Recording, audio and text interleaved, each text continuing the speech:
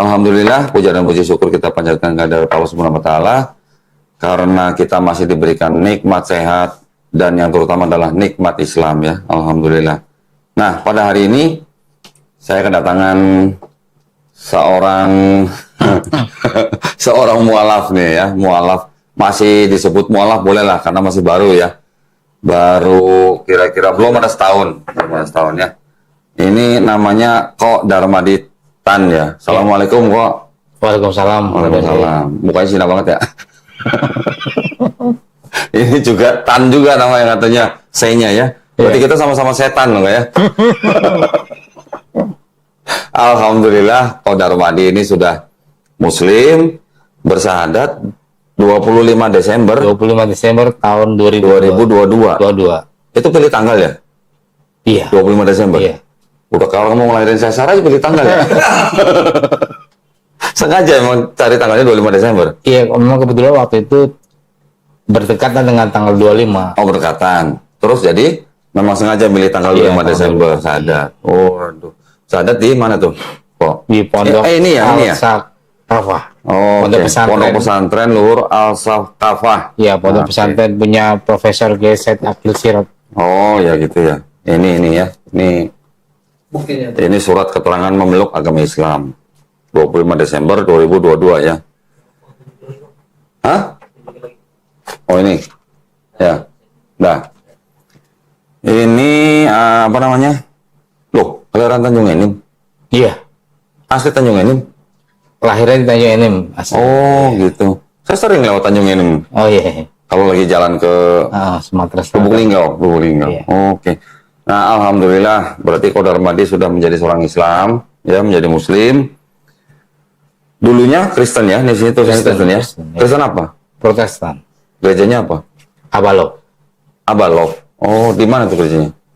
Industri. Jalan Industri Jakarta Pusat. Oh, Jalan Industri. Oh, ini ya dekat Kemayoran ya berarti ya? Iya. Jalan Industri, tahu dekat Pademangan. Ya, dekat situ. Oke, tahu lah. Apa aku dari situ lah. Nah, ceritanya boleh nggak Ko Darmadi cerita sedikit nih? Ko Darmadi ini siapa? Terus dari latar belakang apa, pekerjaannya apa gitu, boleh cerita? Silakan. Boleh. Assalamualaikum warahmatullahi wabarakatuh. Waalaikumsalam warahmatullahi wabarakatuh. Saya Darmadi Tan. Saya seorang kolektor lukisan Tuhan dan juga pekerjaan saya sehari-hari investor saham Wis. di bidang saham.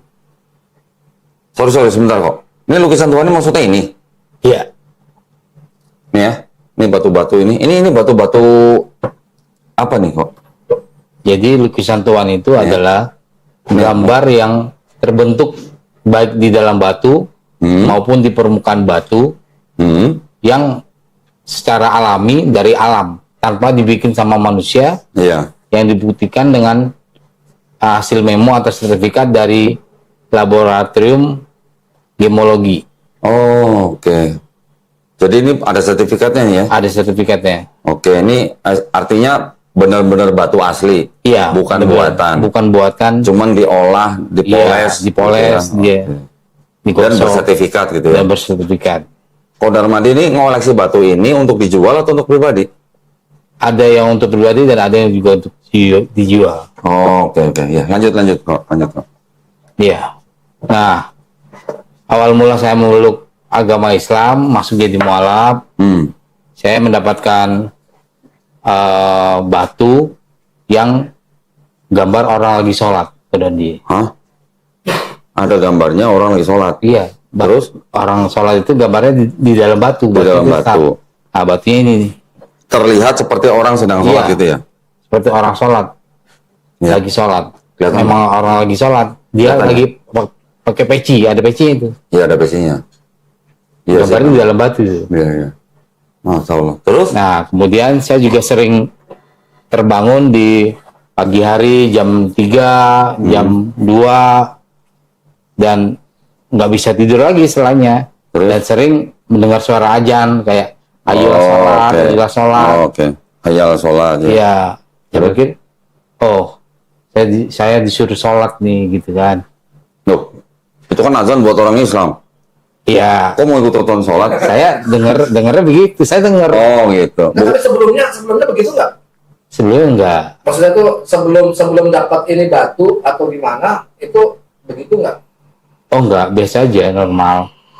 Oh jadi keinginan untuk sholatnya setelah punya batu itu. Setelah punya batu ini, setelah saya dapat batu ini, Heeh. ya setahun lah kurang lebih. Oh dalam waktu setahun. Iya. Oh. Oke. Jadi pada waktu pagi dengar azan, karena sudah punya batu ini, kok rasanya seperti disuruh sholat gitu. Iya. Oke. Terus sholat? Ya, Oh belum bisa. masuk Tapi ini bukan Islam batu dulu. ini ya, Bos. Iya iya iya. Bukan. Iya iya. Karena memang saya masuk Islam itu karena ketetapan hati saya sendiri, Hmm. dan memang keluarga besar saya di kampung juga banyak yang Muslim juga. Oh gitu di Tanjung Enim. Iya, dan juga. Oke. Terus? Dan teman-teman saya juga banyak yang Muslim. Oke. Tapi kan masuk Islamnya bukan karena teman, kan? Bukan, karena ketetapan pribadi saya sendiri juga. Selama setahun belajar Islam atau gimana? Ya kurang lebih ini belajar otodidak aja, sholat di YouTube Oke. Tapi udah syahadat pas 25 Desember pas 25 Desember 2022 ya. 2022 Oke. di mengucapkan kalimat syahadatnya didampingi sama Profesor Kiai Said Akil Sirot. Oke. Nah, terus selain daripada asbab musabab dari batu itu, kan sebelumnya Qadar Madi ini kan Kristen. Iya, Di Kristennya sendiri gimana? Rajin gereja nggak? rajin. Oh, rajin. Iya. Kok dari Aktif saya. aktif di gereja? Iya. Jadi apa? Ya, aktif ikut kegiatan gereja. Kegiatan gereja. Jadi pekerja gereja juga nggak? Enggak juga. Majelis bukan? Bukan. Pendeta bukan ya? Oke. Tapi berarti tahu dong waktu di Kristen itu keyakinannya gimana, tahu dong? Tahu. Tahu ya. Iya. Nah, terus bisa melepas itu untuk masuk Islam, kenapa? Ya itu tadi, karena ketetapan hati saya sendiri pribadi, dan saya merasa siapa saya kok Allah itu ngasih lukisan Tuhan itu gambar orang lagi sholat, gambarnya di dalam batu. Bagi saya pribadi ya sakral gitu kan. Kan ini satu di dunia, gambar orang lagi sholat. Ya, kayak gini. artinya kalau ada batu yang punya gambar seperti ini pasti hanya satu-satunya di dunia ya. Iya. Unik, maksudnya unik Iya, ya. Iya, unik. Oh gitu. Jadi melihat batu seperti ini, Qadar Madi melihat bahwa ini adalah keagungan Allah Iya. Subhanahu wa taala ya. Iya, hasil karya seni Allah Subhanahu wa taala yang nggak bisa dipikirkan secara logika. Mungkin gini loh kok, karena Pak Darmadi ini pencinta batu, ya kan, dikasih Iya. pesannya melalui batu. Mungkin. Mungkin. iya. Jadi Ya, hanya sebatas pesan, Iya, iya. jadi bukan Iya. karena ini gitu ya. Ya, artinya hidayah itu tetap milik Allah Subhanahu wa taala. Iya, betul sekali. Cuman Allah Subhanahu wa taala tuh menebar hidayah kepada setiap manusia bisa dengan cara apapun, dan setiap manusia yang mau menjemput hidayah itu juga bisa dengan cara apapun atau melalui jalan apapun gitu Iya, ya. betul. Qadar Madi ini melalui batu, Melalui lukisan Tuhan. lukisan Tuhan. Oh iya iya. Nah, terus maksud saya gini loh, pertanyaan saya tadi gini. Selama Qadar Madi jadi Kristen, kan Qadar Madi ini meyakini bahwa Qadar Madi ini bisa selamat dan masuk surga hanya percaya Yesus sebagai Tuhan dan juru selamat. Iya. Maksud saya, terlepas dari batu itu ada gambar apa aja, Qadar Madi ini bisa melepaskan keyakinan itu tuh Oh, bisa. bisa. Iya. Waktu itu berat nggak melepaskan keyakinan itu? Biasa aja sih, Biasa karena aja. bagi umat Muslim kan Yesus adalah Nabi, dan juga saya semenjak menjadi mualaf bahwa hati lebih tenang, hidup lebih Oh, tenang. gitu. Kemudian kalau mau sholat beribadah dulu kan, itu kan kalau bisa sebelumnya mandi supaya tubuh bersih. Kalau sebelumnya kan asal aja. Ajar boleh gitu. Iya, mau nggak mandi juga asal kelihatan Kalau bersih gitu, gitu ajar kan. boleh kan? Gitu. Oh, jadi kalau di Islam jadi kelihatan Sungguh-sungguh ada nggak sungguh-sungguh, main-main, iya. ada aturannya. Iya, ada aturannya. Oh, gitu ya. Bagus. Jadi berarti artinya di dalam Islam berarti Qadar Madi ini melihat ada semacam kayak aturan dari orang bangun tidur sampai tidur lagi. Gitu ya? Enggak. Saya kalau sholat subuh Oh, kan bagusnya itu nggak tidur lagi dong. Oh, bukan maksud saya gini. Aturan di dalam Islam, Iya. entah itu sholat, entah itu berdoa, masuk kamar mandi doa, mau makan doa, Iya. mau ngapain doa, atau mau ngapain sholat. Aturan itu untuk manusia dari semenjak manusia itu bangun tidur sampai tidur lagi. Aturan-aturan itu ada. Iya, gitu iya, ya. betul. Betul kan? Betul. Maksud saya gitu. Iya, iya. Oh, terus setelah apa namanya Pak Darmadi meninggalkan keyakinan yang lama, melihat di dalam Islam hati lebih tenang. Iya. Kira-kira gimana tuh? Tenangnya gimana? Apa nggak Ya, mikirin utang apa gimana? Tenang aja sih, masalahnya pasti ada gitu. Masalah pasti ada. Ya semenjak saya memeluk agama Islam, ya demi proses, ya Allah pulihkanlah masalah itu. Oke. Dari sisi finansial, keuangan, Siap. dari sikap, dari tingkah laku, Akhlak ya. ya akhlak. Oke. Berarti Pak Darmadi merasa bahwa setelah masuk Islam akhlaknya berubah.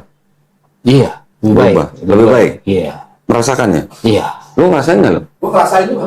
Oh ngerasain. Kirain nggak ngerasain. Kalau saya tuh 360 derajat perubahannya. 180. 360. Kalau 360 berarti dari A balik lagi ke A. Oh, iya. Gimana sih? Gimana sih? Oh, iya, iya. Kalau lu berubah itu namanya 180 derajat dari A menjadi B misalnya. Gue baik lagi dong begitu. Nah kalau lu 360 berarti balik lagi ke A. Gimana sih? Oke, jadi profesinya Pak Darmadi ini apa sebagai kolektor batu Sebagai kolektor lukisan lukisan Tuhan. di media batu. Iya, di media batu, betul, Oke. batu gambar. Selain ini juga sebagai investor saham. Iya, Oke. Keluarga juga Kristen semua.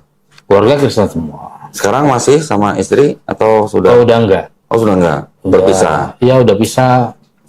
Tahun kemarin saya baru tahunya itu setengah tahun kemudian setelah saya masuk mualaf, saya baru tahu, status saya ternyata cerai hidup. Hah? Maksudnya? Gimana ceritanya? Maksudnya Saya dicerai? tahunya masih punya istri. Hmm. Setelah saya masuk mualaf, kan istri saya nggak tahu. Hmm. Keluarga juga nggak ada yang tahu. Terus? Kan saya ganti agama jadi agama Islam di KTP kan KTP. diperbarui. Hmm. Pas KTP jadi orang-orang apa yang itu juga bingung. Lah, KTP Bapak yang lama kan statusnya kawin. Kenapa yang baru jadi cerai itu? Loh, saya juga bingung. Maksudnya waktu Pak Darmadi mau mau ganti keterangan agama di KTP, Pak Darmadi ke mana? Ke kelurahan, Dukcapil. Dukcapil, ternyata status Bapak sudah cerai hidup, bukan Iya. menikah. Iya. Oh, berarti sudah ada yang mengganti. Iya. Pada Artinya waktu itu? saya diceraikan secara sepihak gitu loh. Oh, gitu. Karena akte perkawinan asli itu masih saya pegang dan surat nikah dari gereja gitu. Oh, gitu. Sampai saat ini masih saya pegang. Nah, waktu setelah Pak Darmadi, apa namanya, bersahadat, berapa lama setelah itu baru ngasih tahu istri atau keluarga? Ini karena waktu saya ngucapin kalimat syahadat kan ada diliput media juga dari tim medianya Pondok Pesantren Al Sakafara yang punya Kiai Said Akil Sirot. Dan saya pasang foto PPWA saya dengan Kiai. Ya mereka tahu lah. Oh, saya nggak kasih tahu mereka. Dari PP. Tapi mereka tahu ya dari PPWA. Pada waktu Pak Darmadi bersahadat, itu masih tinggal bersama keluarga atau sudah pisah? Sudah bisa, sudah bisa rumah 2 tahun. Oh, sudah 2 tahun. Oke. Oh, berarti sudah pisah dulu, Iya. bersahadat, terus tahu sudah diceraikan secara sepihak. Oh. Itu namanya DL itu namanya. Apa itu? Derita lo. Masa lu nggak tahu DL sih? Ya, tapi nggak apa-apa, nggak apa-apa. Iya, ya. iya. Semua jenjang atau tahap dalam kehidupan kita itu tidak ada yang kebetulan, Pak. Ya betul. Kita boleh berikhtiar, Ya apapun rencana kita, Allah yang menentukan. betul. Kita serahkan sama Allah. Ya. Yang penting kita ikhlas. Ya, betul. Jadi seorang muslim itu adalah seorang yang berserah diri, walaupun berusaha, berikhtiar, bekerja keras dan segala macam. Kalau memang sudah izin Allah Subhanahu wa taala, kita pasti menjalaninya gitu. Ya. Itu yang namanya kodok kodar gitu, Pak ya. Amin. DL. Wah, terus jadi gimana? Setelah masuk Islam, Pak Darmadi melihat kehidupannya tambah terpuruk, apa biasa aja, sama aja, atau tambah baik? Tambah baik sih, demi proses ya. Nah, proses. Iya, sampai sekarang ya proses lebih baik sih. Oke, dari tambah baik. Iya. Alhamdulillah. Dengan keluarga, maksudnya orang tua atau ini ada masalah? Saya orang tua udah nggak ada, udah lama ya. Oh, dua-duanya udah nggak ada? Dua-duanya, iya. Oke. Kalau sama mertua udah jelas ya? Oh iya, Oke. Dengan adik-adik, kakak gitu ada? biasa aja sih. Biasa aja? Iya. Yang bisa ada marah atau gimana? Mereka hanya bilang bahwa kalau mau ke masjid ya boleh, tapi jangan dekat rumah. Oh, jangan dekat Jauh-jauh. rumah. Emang ada masjid dekat rumah emang? Ya ada lah. Karena nggak boleh dekat rumah. Ya mungkin mereka malu kali kan. Oh, malu aja. Nggak boleh tunjukin ke tetangga bahwa Iya. kita Islam gitu. Malu dengan tetangga maksudnya? Iya. Oke. Ya udah nggak apa-apa itu sih ya. Ya kita hormati aja. Ya tapi kan kita bisa sholat sendiri di kamar apa. Ya. Tapi ya lebih bagus kan berjamaah gitu. Pasti. Sebaiknya berjamaah. Iya. Baik, kalau gitu setelah menjalani Islam nih sekian bulan nih ya. Ya Iya. sekian bulan kan dari Desember Iya. tahun lalu kan. Ada kesulitan-kesulitan? Ya awal-awal ada, sempat stres juga kan. Aku stres kenapa? Ya tahu status saya itu kan. Oh, karena status. Nah, Iya. maksud saya dalam menjalani Islam ada kesulitan nggak, Darmadi? Enggak ada. Ya, sholat nggak ada masalah. Enggak ada masalah. Puasa sudah menjalani kemana? Kemarin ya menjalani. Menjalani. Tapi sempat bolong-bolong juga. Jadi dalam 1 bulan berapa hari yang berhasil? Bolong 1 sih. Oh, bolong 1. Berarti Udah baru pertama. iya. Pertama kali puasa yang bolong cuma 1 hari. Iya. Nah, itu keren, Pak. Itu keren berarti. Ada mualaf 1 bulan puasa pertama kali nih yang berhasil cuma 2 hari. Sisanya bolong semua. Siapa tuh? Ada orang bule yang begitu. Tapi dia tinggal di Amerika. Dia tinggal di Oh, Amerika. Emang berat sih emang kalau di Amerika ya. Selain jam durasi puasanya lebih lama, jauh lebih lama dari kita. Terus di sana makanan juga nggak banyak yang yang halal gitu, nggak banyak. Iya. Oh, tapi berarti Mau usaha dia ya. iya, tapi usaha. Tapi lama-lama setelah tahun kedua, ketiga dan seterusnya akhirnya bisa full gitu. Tapi alhamdulillah ya. Ya. Udah Ramadi bisa Ya alhamdulillah. cuma 1 hari bolong ya. Masya Allah lah. Udah dibayar belum? Aku belum bayar loh. Bayarnya Bayarnya pakai puasa lagi ya. puasa lagi. Ya, ya, Bapak siap. berniat untuk mengganti puasa yang terlewat Ya, ya. di bulan Ramadan kemarin. Ya boleh ya, Senin Kamis itu boleh ya. Dijadikan satu boleh. Oh. Dijadikan satu boleh. Oh. Iya. Tapi niatnya juga untuk mengganti puasa yang terlewat di bulan Ramadan kemarin. Gitu. Iya. Alhamdulillah ya, berarti Bapak sudah ya Bolong 3 loh. siapa? Lu siapa yang nanya maksudnya? Orang paling wawancarin dia. Enggak, maksudnya tuh hebat loh. Ya hebat. Ya, bolong 1 saya belum 3. Ya karena 3 hari apa 3 minggu? 3 hari. Oh 3 hari. Kirain 3 minggu. Allah yang hebat bukan saya. Iya. Ya, saya bolong 3 juga karena waktu itu sakit. Oh sakit. Maksudnya sakit perut lapar gitu maksudnya. Sakit.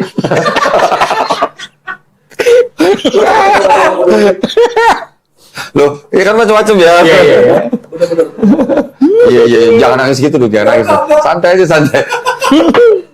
Iya. Nah, alhamdulillah. Kita dengerin lagi dari Pak Darmadi ini. Gimana pengalamannya selama menjadi Muslim gitu? Ada pengalaman menarik nggak gitu? Saya semenjak jadi Muslim kan, saya kan lagi proses sidang kode gini sekarang. Oh, sidang gono gini. Ya, saya ngekos di rumah temen lah, gitu kan. Kebetulan dia juga Muslim. Oh ya. Terus? Cuma kok dia jarang ke masjid. Oh. Malah ya saya pikir saya harus jadi contoh lah buat dia. Harusnya dia dong yang jadi contoh Iya. ya. Oh ini malah Pak Darmadi yang menjadi contoh buat temennya Ya gitu. kan saya sudah mualaf, jadi Iya. ya harus istiqomah lah. Oh ya mungkin temennya imannya lagi turun mungkin. Mungkin. Ya kita ajak gitu ya. Oh gitu ya. Siap. Terus gimana kalau ngeliat begitu gimana? Prihatin, sedih apa gimana? Ya prihatin juga lah. Prihatin. Iya. Tapi maaf, saya potong. Pada saat di Kristen ada yang nggak gereja segala macam kan ada kan kayak begitu. Ada ya. Itu pedulinya kayak gini nggak? Lu kok nggak gereja? Ya beda sih. Kan ini kan kok prihatin begini Iya. begini dia apa namanya berusaha untuk supaya bisa apa namanya bisa ayo dong sholat. Nah apa waktu di dulu itu gimana sikapnya? Perasaannya gitu. Cueknya dulu ya. Enggak, maksudnya si Iya, Andre ini perasaannya. nanyanya gini. Waktu Kodar Madi jadi Muslim, ngelihat sesama Muslim ada yang nggak sholat, Kodar Madi Ya, bilang prihatin, prihatin. iya. Tapi dulu waktu Kodar Madi masih jadi Kristen, ngelihat orang Kristen yang nggak ke gereja gimana? Ya cuek aja. Biasa aja. Biasa aja. Oke. Iya. Itu loh maksudnya. Ya, biasa aja. Jadi Nah, ada perbedaan. terus kira-kira ada yang Kodar Madi rasa berat nggak kalau misalnya dulu di Kristen makan babi gitu misalnya? Sekarang Muslim udah nggak boleh makan babi, gimana? Enggak sih, karena kan sudah dilewati awal-awal aja beratnya. Oh, awal-awal. Iya. Waktu awal-awal masih kebayang-bayang tuh Iya. ya. Baunya, Babi kan itu. harumnya babi gitu. Kan haram di muslim. Iya, maksudnya kan di Islam diharamkan. Iya. Pada waktu baru memeluk Islam, kangen nggak sama harumnya babi Udah nggak gitu? lagi. Oh, udah enggak. Tahu nggak sih aturan Islam tuh banyak banget?